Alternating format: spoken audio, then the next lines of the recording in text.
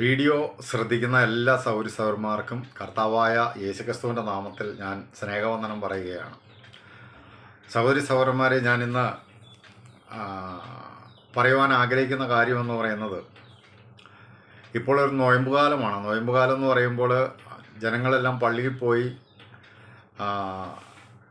അവരുടെ നൊയമ്പ് ആചാരങ്ങളൊക്കെ നടത്തുന്ന സന്ദർഭങ്ങളാണ്. അപ്പോൾ ഈ പള്ളിയെക്കുറിച്ചുള്ളതായ ചെറിയ ഒരു ധാരണ ഞാൻ നിങ്ങൾക്ക് തരുവാനായിട്ടാണ് ആഗ്രഹിക്കുന്നത്. ഈ പള്ളി എന്നുള്ളത് വേദപുസ്തകത്തിൽ നമ്മൾ വായിച്ച് മനസ്സിലാക്കുമ്പോൾ, ഇന്ന് നമ്മുടെ നാട്ടിൽ കാണുന്നതായ പള്ളിയും അല്ലെങ്കിൽ നമ്മുടെ ദേശങ്ങളിൽ കാണുന്നതായ പള്ളിയും വേദപുസ്തകത്തിൽ കാണുന്ന പള്ളിയും തമ്മിൽ യാതൊരു ബന്ധവുമില്ല എന്നുള്ളതാണ്. കർത്താവായ യേശുക്രിസ്തുവിൻ്റെ കാലത്ത് പള്ളികളുണ്ടായിരുന്നു. ആ പള്ളികളിൽ യേശുക്രിസ്തു പോയതായിട്ട് നമ്മൾ ലൂക്കോസിൻ്റെ സുവിശേഷത്തിൽ വായിക്കുന്നുണ്ട്. അവിടെ നമ്മളിങ്ങനെ വായിക്കുന്നുണ്ട്. ഞാൻ 2 വാക്യം വായിച്ച് കേൾപ്പിക്കാം. ലൂക്കോസിൻ്റെ വിശേഷം 4-ാം അധ്യായത്തിൻ്റെ 15-ാം വാക്യത്തിൽ അവൻ അവരുടെ പള്ളികളിൽ ഉപദേശിച്ചു പോന്നു, എല്ലാവരും അവനെ പ്രശംസിച്ചു. അപ്പോൾ യേശുക്രിസ്തു അവരുടെ പള്ളികളിൽ ഉപദേശിച്ചു പോന്നു എന്നാണ് വായിച്ചത്. 16-ാം വാക്യത്തിൽ അവൻ വളർന്ന നസ്രത്തിൽ വന്ന് ശബത്തിൽ തൻ്റെ പതിവ് പോലെ പള്ളിയിൽ ചെന്ന് വായിപ്പാൻ എഴുന്നേറ്റ് നിന്നു. അപ്പോൾ യേശുക്രിസ്തുവിൻ്റെ കാലത്ത് പള്ളി ഉണ്ടായിരുന്നു. അപ്പോൾ അതുകൊണ്ട് ഇന്നും പള്ളിയുണ്ട്. അപ്പോൾ യേശുക്രിസ്തുവിൻ്റെ കാലത്തുണ്ടായിരുന്ന പള്ളിയും ഇന്നത്തെ പള്ളിയും തമ്മിലുള്ള വ്യത്യാസം ഞാൻ നിങ്ങളെ ഒന്ന് പറഞ്ഞ് മനസ്സിലാക്കാനാണ് ആഗ്രഹിക്കുന്നത്.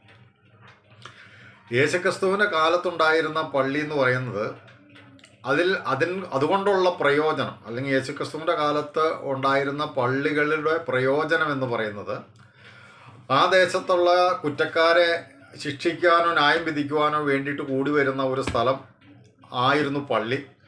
അതുമാത്രമല്ല, എല്ലാ ശബത്ത് തോറും പള്ളിയിൽ കൂടി വരികയും പ്രാർത്ഥിക്കുകയും, അതുപോലെ തന്നെ മോശയുടെ ന്യായപ്രമാണ പുസ്തകങ്ങളെ ഒരാൾ വായിക്കുകയും അത് എല്ലാവർക്കും മനസ്സിലാകത്തക്കവണ്ണം വ്യാഖ്യാനിച്ച് പഠിപ്പിക്കുകയും ചെയ്യുന്ന ഒരു സ്ഥലമായിരുന്നു പള്ളി.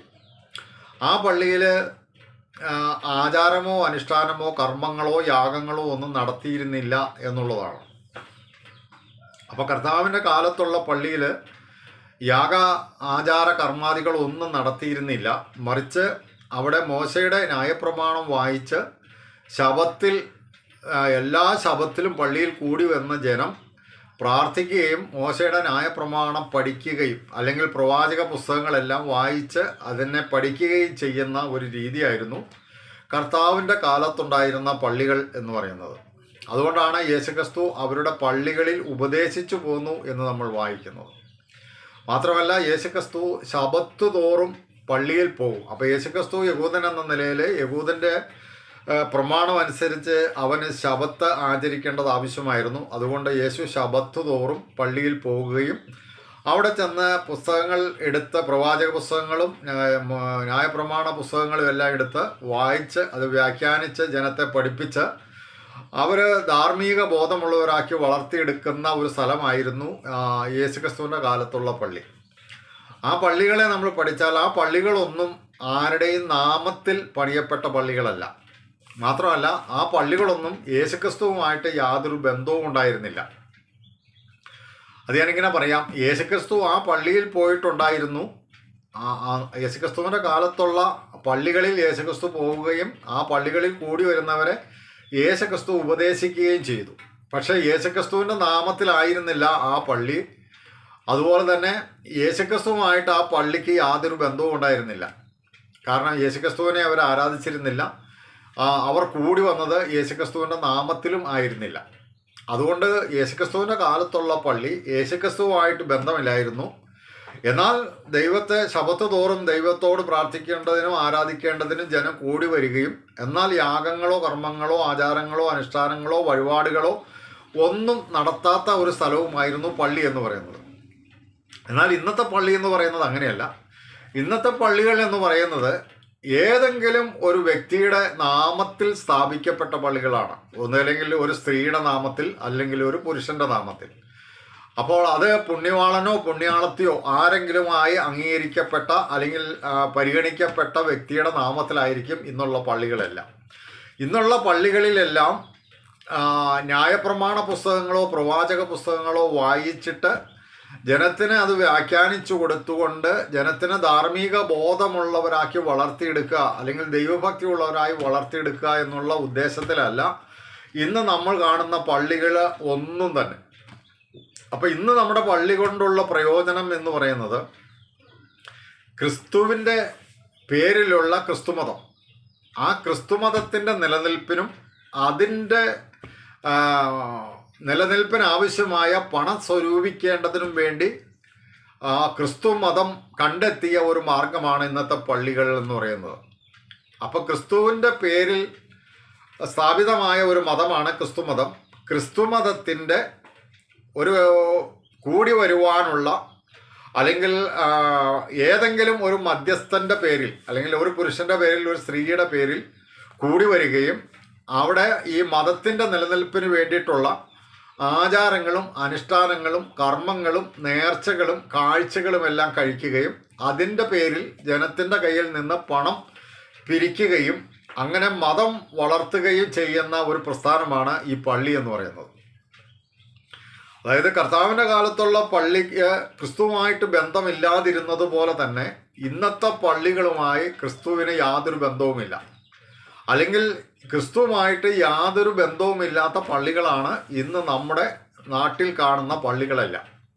അതിന് ഒന്നാമത്തെ കാരണമെന്ന് പറയുന്നത് ഒരു സ്ഥലത്ത് പോലും യേശുക്രിസ്തുവിൻ്റെ നാമത്തിൽ പള്ളി ഇല്ല എന്നുള്ളത് തന്നെ യേശുക്രിസ്തുവുമായിട്ട് ബന്ധമില്ല എന്നുള്ളതിൻ്റെ പ്രധാനമായ തെളിവാണ്. എൻ്റെ വീഡിയോ ശ്രദ്ധിക്കുന്ന നിങ്ങൾ ശ്രദ്ധിച്ചു നോക്കിയാൽ അറിയാം, ഒരു ദേശത്ത് പോലും യേശുക്രിസ്തുവിൻ്റെ നാമത്തിൽ പള്ളിയില്ല എന്നുള്ളതാണ്. മറിച്ച് മറ്റേതെങ്കിലും പുണ്യവാളൻ്റെയോ മധ്യസ്ഥൻ്റെയോ പുണ്യാളത്തിയുടെയോ ഒക്കെ നാമത്തിലുള്ള പള്ളികളാണ് കാണാനുള്ളത്. ആ പള്ളികളിലെല്ലാം തന്നെ കർമ്മങ്ങളുണ്ട്, ആചാരങ്ങളുണ്ട്, അനുഷ്ഠാനങ്ങളുണ്ട്, നേർച്ചകളുണ്ട്, കാഴ്ചകളുണ്ട്, വഴിപാടുകളുണ്ട്, അർപ്പണങ്ങളുണ്ട്, ബലികളുണ്ട്. ഇങ്ങനെയെല്ലാം നടത്തുന്ന ഒരു സ്ഥലമാണ് ഈ പള്ളി എന്ന് പറയുന്നത്. അതിൻ്റെ കാരണം എന്താണെന്ന് വെച്ച് കഴിഞ്ഞാൽ ഈ കർമ്മങ്ങളും ആചാര അനുഷ്ഠാനങ്ങളെല്ലാം ദൈവത്തിന് ആവശ്യമുള്ളതോ ദൈവം അംഗീകരിക്കുന്നതോ ദൈവം ആവശ്യപ്പെട്ടതോ ആയ കാര്യങ്ങളല്ല, മറിച്ച് മതം നിർദ്ദേശിക്കുന്നതും മതത്തിൻ്റെ നിലനിൽപ്പിന് വേണ്ടി ചെയ്യുന്നതുമായ ആചാരങ്ങളാണതല്ല. വേദപുസ്തകം നമ്മൾ പരിശോധിച്ചു കഴിഞ്ഞാൽ ഈ പള്ളികളിൽ ഒന്നും ആചാരങ്ങളും അനുഷ്ഠാനങ്ങളും നടന്നതായിട്ട് നമുക്ക് മനസ്സിലാക്കാൻ കഴിയത്തില്ല. മറിച്ച് ഈ പള്ളികളിൽ വേദപുസ്തകം, അതായത് പ്രവാചക പുസ്തകങ്ങളും മോശയുടെ പുസ്തകങ്ങളും വായിച്ച് ജനത്തെ പഠിപ്പിച്ച് അതിനെ മനസ്സിലാകുന്ന ഭാഷയിൽ വ്യാഖ്യാനിച്ച് ജനത്തെ പഠിപ്പിച്ച് വളർത്തിയെടുക്കുന്ന സ്ഥലമായിരുന്നു പള്ളി എന്ന് പറയുന്നത്. എന്നാൽ ഇന്നത്തെ പള്ളികളിൽ വേദപുസ്തകം ഏവൻഗേലിയോൻ എന്നുള്ള പേരിൽ വേദപുസ്തകത്തിൽ നിന്ന് ഏതെങ്കിലും ഒരു ഭാഗം അല്പം വായിച്ചിട്ട് അല്പസമയം ആ വേദപുസ്തകത്തിൻ്റെ ആ വചനത്തെ അടിസ്ഥാനമാക്കി ചില കാര്യങ്ങൾ പ്രസ്താവിക്കുന്നു എന്നുള്ളതല്ലാതെ അവിടെ നടക്കുന്ന 99% കാര്യങ്ങളും മതത്തിൻ്റേതായ ആചാരങ്ങളും അനുഷ്ഠാനങ്ങളും കർമ്മങ്ങളും നേർച്ചകളും വഴിപാടുകളും അർപ്പണങ്ങളുമാണ്. അപ്പോൾ കർത്താവിൻ്റെ കാലത്തുള്ള പള്ളികൾ എന്ന് പറയുന്നത് ഇന്ന് പെന്തക്കോസ്ത് പള്ളികളോട് ഏകദേശം സാദൃശ്യമുള്ളതാണ്. അതായത് കർത്താവിൻ്റെ കാലത്തുള്ള പള്ളികളിൽ വേദപുസ്തകം വായിച്ച് വ്യാഖ്യാനിച്ച് ജനത്തെ പഠിപ്പിച്ചെടുക്കുകയും പ്രാർത്ഥിക്കുകയും ദൈവത്തെ ആരാധിക്കുകയും ചെയ്യുന്ന ഒരിടമായിരുന്നു കർത്താവിൻ്റെ കാലത്തെ പള്ളി. അതിനോട് സാമ്യമുള്ള പള്ളി എന്ന് പറയുന്നത് ഇന്നത്തെ പെന്തക്കോസ്ത് പള്ളികളാണ്. അതിൻ്റെ കാരണം എന്താണെന്ന് വെച്ച് കഴിഞ്ഞാൽ കർത്താവിൻ്റെ കാലത്ത് പള്ളികളിൽ നടന്ന കാര്യങ്ങൾ പോലെ തന്നെയാണ് ഇന്നത്തെ കാലത്ത് പെന്തക്കോസ്ത് സഭകളിലും നടക്കുന്നത്. അവിടെ ജനം കൂടി വരികയും പ്രാർത്ഥിക്കുകയും കർത്താവിനെ ആരാധിക്കുകയും കർത്താവിൻ്റെ വചനം പ്രസ്താവിക്കുകയും ആ വചനം വ്യാഖ്യാനിക്കുകയും പഠിക്കുകയും ചെയ്യുന്ന ഇടമാണ് ഈ പെന്തക്കോസ്ത് സഭകൾ എന്ന് പറയുന്നത്. അപ്പോൾ അതുകൊണ്ട് കർത്താവായ യേശുക്രിസ്തുവിൻ്റെ കാലത്തുണ്ടായിരുന്ന പള്ളികളോട് ഏകദേശം സാമ്യമുള്ള പള്ളികളാണ് ഇന്നത്തെ പെന്തക്കോസ്ത് പള്ളികൾ. എന്നാൽ ഇന്ന് പള്ളികൾ എന്നറിയപ്പെടുന്നതായ യാക്കോബായ, കത്തോലിക്ക മുതലായ എല്ലാ മതവിഭാഗത്തിൽപ്പെട്ടതായ എല്ലാ മതത്തിലും പള്ളികളുണ്ടെന്നുള്ളതാണ്. അപ്പോൾ ആ പള്ളികളെല്ലാം ഇന്ന് വാസ്തവത്തിൽ ആരോട് സാമ്യമുള്ളതാണെന്നറിയാവോ? ജാതികളുടെ ക്ഷേത്രങ്ങളോടും അവിടുത്തെ ആചാരങ്ങളോടും സാമ്യമുള്ള കാര്യങ്ങളാണ് ഇന്നത്തെ പള്ളികളിൽ നടക്കുന്നത്. അതായത് ഇന്നത്തെ പള്ളികളും ഇന്നത്തെ അമ്പലങ്ങളും ഏകദേശം സാമ്യമുള്ളതാണ്. കാരണം അമ്പലത്തിൽ നടക്കുന്ന പല ആചാരങ്ങളും ഇന്ന് പല പള്ളികളിലും നടക്കുന്നുണ്ട്. പല പള്ളികളിലും നടക്കുന്ന പല ആചാരങ്ങളും ഇന്ന് അമ്പലത്തിൽ നടക്കുന്നുണ്ട്. അപ്പോൾ ക്ഷേത്രങ്ങളിലെ ആചാരങ്ങളും പള്ളികളിലെ ആചാരങ്ങളും ഏകദേശം തുല്യമായി അല്ലെങ്കിൽ തുലനം ചെയ്യാവുന്ന വിധത്തിലുള്ള ആചാരങ്ങളാണ്. അപ്പോൾ ഇങ്ങനെ ആചാരങ്ങളും കർമ്മങ്ങളും അനുഷ്ഠാനങ്ങളും നമ്മൾ ശ്രദ്ധിച്ചു കഴിഞ്ഞാൽ ഇന്നത്തെ പള്ളികളെല്ലാം തന്നെ ക്രിസ്തുവുമായിട്ടൊരു ബന്ധമില്ലാതെ മറ്റേതെങ്കിലും ഒരു ദേവൻ്റെയോ ദേവിയുടെയോ നാമത്തിൽ പ്രതിഷ്ഠിക്കപ്പെട്ട അമ്പലം, ക്ഷേത്രങ്ങൾ പോലെ തന്നെ ഏതെങ്കിലും ഒരു പുണ്യാളൻ്റെയോ പുണ്യാളത്തിയുടെയോ നാമത്തിൽ സ്ഥാപിക്കപ്പെട്ട പള്ളികളാണ്. അപ്പോൾ ഒരു ക്ഷേത്രം സ്ഥാപിക്കപ്പെട്ടത് ഏതെങ്കിലും ഒരു ദേവൻ്റെ നാമത്തിലാണെങ്കിൽ ഒരു പള്ളി സ്ഥാപിക്കുന്നത് ഏതെങ്കിലും ഒരു പുണ്യാളൻ്റെ നാമത്തിലാണ്. അങ്ങനെ ആ വിധത്തിൽ നമ്മൾ ചിന്തിച്ചാൽ ആ പള്ളിയും ക്ഷേത്രവും എല്ലാം തുല്യമായിരിക്കുന്നത് അത് ഏതെങ്കിലും ഒരു വ്യക്തിയുടെ നാമത്തിൽ സ്ഥാപിച്ചിരിക്കുന്നു എന്നുള്ളതാണ്.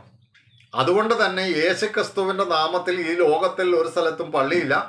അതിൻ്റെ കാരണം എന്താണെന്ന് വെച്ച് കഴിഞ്ഞിട്ടുണ്ടെങ്കിൽ പള്ളികളിലൊന്നും യേശുക്രിസ്തുവിനെ ആരും അംഗീകരിക്കുന്നില്ല എന്നുള്ളതാണ്. പള്ളിയിൽ പ്രധാനമായി അംഗീകരിക്കുന്നത് കന്യകമറിയം, യേശുക്രിസ്തുവിൻ്റെ അമ്മയായ കന്യകമറിയത്തെയാണ് ഇന്ന് 90% പള്ളികളും അംഗീകരിക്കുന്നത്. പ്രാർത്ഥിക്കുന്നതെല്ലാം മധ്യസ്ഥന്മാരോടാണ്. വേദപുസ്തകം പറയുന്ന ഏക മധ്യസ്ഥൻ കർത്താവായ യേശുക്രിസ്തുവാണ്. ആ മധ്യസ്ഥനായ യേശുക്രിസ്തുവിൻ്റെ നാമത്തിൽ പള്ളിയില്ല എന്നതുകൊണ്ട് നമുക്ക് അതിൽ നിന്നൊരു കാര്യം മനസ്സിലാക്കാം. യേശുക്രിസ്തുവിനെ പള്ളിക്കാർ അംഗീകരിക്കുന്നില്ല എന്നുള്ളതാണ്. മറിയത്തെ ക്രിസ്തു മതക്കാർ അംഗീകരിക്കുന്നത് കൊണ്ട് മറിയത്തിൻ്റെ നാമത്തിൽ അനേക പള്ളികൾ സ്ഥാപിച്ചു. ക്രിസ്തു മതക്കാർ ക്രിസ്തുവിനെ അംഗീകരിക്കാത്തത് കൊണ്ട് ക്രിസ്തുവിൻ്റെ പേരിൽ പള്ളി സ്ഥാപിച്ചിട്ടില്ല എന്നുള്ളതാണ്. ക്രിസ്തുവിനെ പ്രസംഗിക്കുവാനായിട്ട് കേരളത്തിൽ വന്ന തോമാസ് ലീഗ എന്ന് പറയുന്ന യേശുക്രിസ്തുവിൻ്റെ ശിഷ്യൻ ക്രിസ്തുവിനെ പ്രസംഗിച്ച് ജനത്തെ മാനസാന്തരത്തിലേക്ക് നയിച്ച് മനുഷ്യരെ ക്രിസ്ത്യാനികളാക്കി തീർത്ത തോമാസ് ലീഗയുടെ നാമത്തിലാണ് ഇന്ന് മലയാറ്റൂർ പള്ളിയുള്ളത്. അപ്പോൾ ക്രിസ്തുവിനെ പ്രസംഗിച്ച് ക്രിസ്തുവിനെ അംഗീകരിച്ച് ക്രിസ്തുവിൽ വിശ്വസിച്ച് രക്ഷിക്കപ്പെട്ട ക്രിസ്ത്യാനികളുള്ള ഈ കേരളത്തിൽ ഒരു പള്ളി പണിതപ്പോൾ അത് തോമാസ് ലീഗയുടെ നാമത്തിൽ പണിതു എന്നുള്ളതാണ്. അതുപോലും ക്രിസ്തുവിൻ്റെ നാമത്തിൽ പണിതിട്ടില്ല. അപ്പോൾ ക്രിസ്തുവിൻ്റെ നാമത്തിൽ പള്ളി പണിയാത്തതിൻ്റെ പ്രധാന കാരണം എന്ന് പറയുന്നത് അവർക്ക് ക്രിസ്തുവായിട്ട് ബന്ധമില്ല എന്നുള്ളതാണ്. ക്രിസ്തു മതം എന്ന് പറയുന്ന ഒരു മതമുണ്ട്. അവർ ക്രിസ്ത്യാനികൾ എന്ന് പറയുന്നുവെങ്കിലും ക്രിസ്തുവായിട്ട് അവർക്ക് ബന്ധമില്ല. ജാതീയ ക്ഷേത്രങ്ങൾ ഏതെങ്കിലും ദേവൻ്റെ നാമത്തിൽ സ്ഥാപിക്കപ്പെടുന്നത് പോലെ തന്നെ ക്രിസ്തീയ പള്ളികളെല്ലാം ഏതെങ്കിലും ഒരു മധ്യസ്ഥൻ്റെ നാമത്തിൽ സ്ഥാപിക്കപ്പെട്ടതാണ്. ക്ഷേത്രങ്ങളിൽ നടക്കുന്ന ആചാരങ്ങൾ പോലെ തന്നെ പള്ളികളിലും ആചാരങ്ങൾ നടത്തുന്നു എന്നുള്ളതാണ്. ഞാനൊരു ഉദാഹരണമായിട്ട് ഞാനിങ്ങനെ പറയാം. അത് നമുക്ക് താരതമ്യ പഠനം നടത്തിക്കഴിഞ്ഞാൽ മനസ്സിലാക്കാൻ കഴിയുന്ന ഒരു കാര്യങ്ങളാണ്. ഇപ്പോൾ പള്ളിയിലെ പെരുന്നാളും ക്ഷേത്രത്തിലെ ഉത്സവവും നമ്മൾ ശ്രദ്ധിച്ചു കഴിഞ്ഞാൽ അറിയാം, അത് രണ്ടും ഏകദേശം തുല്യമാണ്. ഉദാഹരണത്തിൽ ക്ഷേത്രത്തിൽ പൂജാരിയുണ്ട്, പള്ളിയിൽ പുരോഹിതനുണ്ട്. ക്ഷേത്രത്തിലെ ഈ ഉത്സവത്തോടുള്ള ബന്ധത്തിൽ കൊടിയേറ്റുണ്ട്, പള്ളിയിലും കൊടിയേറ്റുണ്ട്. അതുപോലെ ക്ഷേത്രത്തിൽ കൊടിമരമുണ്ട്, പള്ളിയിലും കൊടിമരമുണ്ട്. ക്ഷേത്രത്തിൽ വിളക്കുണ്ട്, അതായത് നിലവിളക്കുണ്ട്. അതുപോലെ തന്നെ പള്ളിയിലും നിലവിളക്കുണ്ട്. ക്ഷേത്രത്തിൽ അലങ്കാരങ്ങളുണ്ട്, പള്ളിയിലും അലങ്കാരങ്ങളുണ്ട്. ക്ഷേത്രത്തിൽ ദീപാലങ്കാരമുണ്ട്, പള്ളിയിലും ദീപാലങ്കാരമുണ്ട്. ക്ഷേത്രത്തിൽ ചെണ്ടകൊട്ടും ബാൻഡുമേളവും ഉണ്ട്, പള്ളിയിലും ചെണ്ടകൊട്ടും ബാൻഡുമേളവുമുണ്ട്. ക്ഷേത്രത്തിൽ ആന എഴുന്നള്ളിപ്പുണ്ട്, പള്ളിയിലും ആന എഴുന്നള്ളിപ്പുണ്ട്. അതുപോലെ ക്ഷേത്രത്തിൽ കലാപരിപാടികളുണ്ട്, പള്ളിയിലും കലാപരിപാടികളുണ്ട്. ക്ഷേത്രത്തിൽ ഘോഷയാത്രയുണ്ട്, പള്ളിയിലും ഘോഷയാത്രയുണ്ട്. അപ്പോൾ ഞാനിങ്ങനെ പറഞ്ഞു വന്നത് പള്ളിയിലെ പെരുന്നാളും ക്ഷേത്രത്തിലെ ഉത്സവങ്ങളും തമ്മിൽ വ്യത്യാസമില്ലാതിരിക്കുന്ന ഈ സാഹചര്യത്തിൽ യേശുക്രിസ്തുവുമായിട്ട് അവർക്ക് പുലബന്ധം പോലുമില്ല എന്നുള്ളതാണ്. അല്ലെങ്കിൽ യേശുക്രിസ്തുവിനെ അവർ അംഗീകരിക്കുന്നില്ല എന്നുള്ളതാണ്. യേശുക്രിസ്തുവിനെ അംഗീകരിക്കായക കൊണ്ട് തന്നെ യേശുക്രിസ്തുവിൻ്റെ നാമത്തിൽ ഒരു സ്ഥലത്തും പള്ളി പണിയുന്നുമില്ല, പള്ളി നിലവിലില്ലതാണ്. അപ്പം എൻ്റെ പ്രിയ സൗരസൗരന്മാരെ, ഞാൻ എൻ്റെ വീഡിയോ ശ്രദ്ധിക്കുന്ന നിങ്ങൾ ആരുമാകട്ടെ, നിങ്ങൾ പെന്തക്കോസ്തുകാരനോ ക്രിസ്ത്യാനിയോ ക്രിസ്തു മതത്തിൽപ്പെട്ടവനോ നിങ്ങൾ ആരും ആകട്ടെ, നിങ്ങളോട് ഞാൻ ഇങ്ങനെ പറയാം. വേദപുസ്തകം പറയുന്ന പള്ളി, വേദപുസ്തകത്തിൽ രേഖപ്പെടുത്തിയിരിക്കുന്ന പള്ളി, കർത്താവായ യേശുക്രിസ്തുവിൻ്റെ കാലത്തുണ്ടായിരുന്ന പള്ളി ഒന്നും ആരുടെയും നാമത്തിൽ സ്ഥാപിക്കപ്പെട്ടതല്ല. ആ പള്ളികളിലൊന്നും ആചാരങ്ങളും അനുഷ്ഠാനങ്ങളും കർമ്മങ്ങളും യാഗങ്ങളും വഴിപാടുകളും അർപ്പണങ്ങളും ഒന്നും നടന്നുമിരുന്നുമില്ല. ആ പള്ളിക്കൊന്നും യേശുക്രിസ്തുവുമായിട്ട് യാതൊരു ബന്ധവും ഉണ്ടായിരുന്നില്ല. അതിന് സാമ്യമുള്ളത് ഇന്നത്തെ പെന്തക്കോസ് സഭകളാണ്. പെന്തക്കോസ് സഭകളിൽ വേദപുസ്തകം വായിക്കുകയും പഠിക്കുകയും പഠിപ്പിക്കുകയും ധാർമ്മിക ബോധമുള്ളവരാക്കി വളർത്തിയെടുക്കുകയും ദൈവത്തെ ആരാധിക്കുകയും ചെയ്യുന്ന ഒരു സ്ഥലമാണ് ഈ പെന്തക്കോസ് സഭ എന്ന് പറയുന്നത്. അതിനോട് തുല്യമുള്ള പള്ളികളായിരുന്നു കർത്താവായ യേശുക്രിസ്തുവിൻ്റെ കാലത്തുണ്ടായിരുന്ന പള്ളികൾ. എന്നാൽ ഇന്നത്തെ പള്ളികൾ എന്ന് പറയുന്നത് ക്രിസ്തുവുമായിട്ടോ ക്രിസ്തുവിൻ്റെ ഉപദേശങ്ങളുമായിട്ടോ ക്രിസ്തുവിൻ്റെ പഠിപ്പിക്കലുകളുമായിട്ടോ യാതൊരു ബന്ധവുമില്ലാത്ത ഒരു സ്ഥലമാണ് ഇന്നത്തെ പള്ളികൾ എന്ന് പറയുന്നത്. അപ്പോൾ പള്ളി ഒരു മതത്തിൻ്റെ നിലനിൽപ്പിന് വേണ്ടി ഉണ്ടാക്കപ്പെട്ട ആചാരങ്ങളും അനുഷ്ഠാനങ്ങളും കർമ്മങ്ങളും ചെയ്തെടുക്കുന്ന ഒരു പ്രസ്ഥാനമായി മാറിയിരിക്കുന്നതാണ് ഈ പള്ളി എന്ന് പറയുന്നത്. അതുകൊണ്ട് എന്നെ ശ്രദ്ധിക്കുന്ന നിങ്ങളോട് ഞാൻ ആത്മാർത്ഥമായി പറയാം, യേശുക്രിസ്തു എന്ന് പറയുന്ന ലോകരക്ഷകനായ നമ്മുടെ കർത്താവായ യേശുക്രിസ്തു ഈ ലോകത്തിൽ വന്നത് ഒരു മതം സ്ഥാപിക്കുവാനല്ല, മറിച്ച് മനുഷ്യനെ മാനസാന്തരത്തിലേക്ക് നയിച്ച് മാനസാന്തരപ്പെട്ട ഒരു വ്യക്തിയെ കർത്താവിനോട് ഒരുമിച്ച് സ്വർഗരാജ്യത്തിൽ വസിക്കുവാൻ തക്കവണ്ണം യോഗ്യരാക്കി തീർക്കുവാൻ വേണ്ടിയാണ് യേശു ലോകത്തിൽ വന്നത്. അതിനുവേണ്ടി യേശുക്രിസ്തു കഷ്ടം അനുഭവിക്കുകയും ക്രൂശിൽ മരിക്കുകയും എല്ലാം ചെയ്തു. ആ യേശുക്രിസ്തുവിനെ അംഗീകരിക്കാതെ ഇനി വരുന്ന കഷ്ടാനുപാഴ്ചകളിലെല്ലാം, ഇനി വരുന്ന ആഴ്ചകൾക്കെല്ലാം കഷ്ടാനുപാഴ്ച എന്നൊക്കെ പറയും. അപ്പോൾ കഷ്ടാനുപാഴ്ചകളിലെല്ലാം പള്ളികളിൽ ചെന്ന് നേർച്ചകളും കാഴ്ചകളും വഴിപാടുകളും കഴിച്ച് രക്ഷ പ്രാപിക്കാമെന്ന് നിങ്ങൾ വിചാരിക്കുന്നുണ്ടെങ്കിൽ ഞാൻ നിങ്ങളോട് മുൻകൂട്ടി പറയാം, രക്ഷിക്കുവാൻ കഴിയുന്നവൻ കർത്താവായ യേശുക്രിസ്തു മാത്രമേ ഉള്ളൂ. ആ യേശുക്രിസ്തുവുമായിട്ട് ബന്ധമില്ലാത്ത പള്ളിയിൽ പോയി നിങ്ങൾ എന്തെങ്കിലും കർമ്മങ്ങൾ ചെയ്താൽ, ആചാരങ്ങളോ അനുഷ്ഠാനങ്ങളോ ചെയ്താൽ, വഴിപാടുകളോ നേർച്ചകളോ അർപ്പിച്ചാൽ, എണ്ണ ഒഴിക്കുകയോ തിരി കത്തിക്കുകയോ ചെയ്താൽ, മുറ്റത്ത് കിടന്ന് ഉരുളുകയോ കുരിശു വഹിക്കുകയോ ചെയ്താൽ, കുരിശ് തോളിലേറ്റി നിങ്ങൾ മല കയറുകയോ ചെയ്താൽ ഒന്നും നിങ്ങൾക്ക് രക്ഷ പ്രാപിക്കാനായിട്ട് കഴിയത്തില്ല. അപ്പോൾ അതുകൊണ്ട് ഞാൻ നിങ്ങളോട് പറയുന്നത്, എൻ്റെ വീഡിയോ ശ്രദ്ധിക്കുന്ന നിങ്ങളോട് ഞാൻ ഇങ്ങനെ പറയട്ടെ, പള്ളികളിൽ ഇന്ന് ഈ കാലഘട്ടം നൊയമ്പിൻ്റെ കാലഘട്ടമാണ്. നൊയമ്പിൻ്റെ കാലഘട്ടത്തിൽ പള്ളികളിൽ പോയി ആ പള്ളിയുടെ മതത്തിൻ്റെ ആചാരങ്ങളെ ചെയ്തുകൊണ്ട് നിങ്ങളുടെ ജീവിതത്തെ നിങ്ങൾ നശിപ്പിച്ച് കളയരുത്, നരകയോഗ്യരാക്കി തീർക്കരുത്, നിങ്ങൾ നരകയോഗ്യരായി മാറരുത് എന്നാണ് എനിക്ക് നിങ്ങളോട് പറയുവാനുള്ളത്. അതുകൊണ്ട് നിങ്ങൾ സാമാന്യ ബുദ്ധിയുള്ളവരാണ്, നിങ്ങൾ ഇങ്ങനെ ചിന്തിക്കുക, എന്തുകൊണ്ടാണ് ഒരു സ്ഥലത്തും യേശുക്രിസ്തുവിൻ്റെ നാമത്തിൽ പള്ളി പണിയാത്തത്? വേദപുസ്തകത്തിൽ യേശുക്രിസ്തു പറഞ്ഞ ഒരു വചനം ഞാൻ നിങ്ങളെ ശ്രദ്ധയിൽപ്പെടുത്താം. 2-3 പേർ യേശുക്രിസ്തുവിൻ്റെ നാമത്തിൽ കൂടി വരുമ്പോൾ അവരുടെ മധ്യത്തിൽ വരാമെന്ന് വാക്ക് പറഞ്ഞത് കർത്താവായ യേശുക്രിസ്തുവാണ്. അങ്ങനെ പറഞ്ഞ ഒരു മധ്യസ്ഥനുമില്ല, മറിയ പറഞ്ഞിട്ടില്ല, പുണ്യാളന്മാർ ആരും പറഞ്ഞിട്ടില്ല. 2-3 പേർ എൻ്റെ നാമത്തിൽ കൂടി വന്നാൽ അവരുടെ മധ്യത്തിൽ ഞാൻ വരാമെന്ന് മറിയ പറഞ്ഞിട്ടില്ല, ഒരു പുണ്യാളന്മാരും പറഞ്ഞിട്ടില്ല, ഒരു വിശുദ്ധന്മാരും പറഞ്ഞിട്ടില്ല. 2-3 പേർ എൻ്റെ നാമത്തിൽ കൂടി വന്നാൽ അവരുടെ മധ്യത്തിൽ ഞാൻ വരാമെന്ന് പറഞ്ഞവൻ യേശുക്രിസ്തു മാത്രമേ ഉള്ളൂ. അതുകൊണ്ട് 2-3 പേർ കൂടി വരുമ്പോൾ അവരുടെ മധ്യത്തിൽ വരാമെന്ന് പറഞ്ഞ യേശുക്രിസ്തുവിൻ്റെ നാമത്തിൽ പള്ളിയുമില്ല, യേശുക്രിസ്തുവിൻ്റെ നാമത്തിൽ അവർ കൂടി വരുന്നുമില്ല എന്നുള്ളതാണ്. യേശുക്രിസ്തുവിൻ്റെ നാമത്തിൽ കൂടി വരുന്നത് പെന്തക്കോസ്ത് സഭകളിലാണ്, അല്ലെങ്കിൽ വേർപെട്ട സഭകളിലാണ്, അല്ലെങ്കിൽ രക്ഷിക്കപ്പെട്ടവരുടെ കൂട്ടമാണ് യേശുക്രിസ്തുവിൻ്റെ നാമത്തിൽ കൂടി വരുന്നത്. അപ്പോൾ യേശുക്രിസ്തുവിൻ്റെ നാമത്തിൽ കൂടി വരുന്ന ആ പള്ളികളോടായിരിക്കണം നമുക്ക് ബന്ധമുണ്ടായിരിക്കേണ്ടത്, യേശുക്രിസ്തുവിനോടായിരിക്കണം നമുക്ക് ബന്ധമുണ്ടായിരിക്കേണ്ടത്.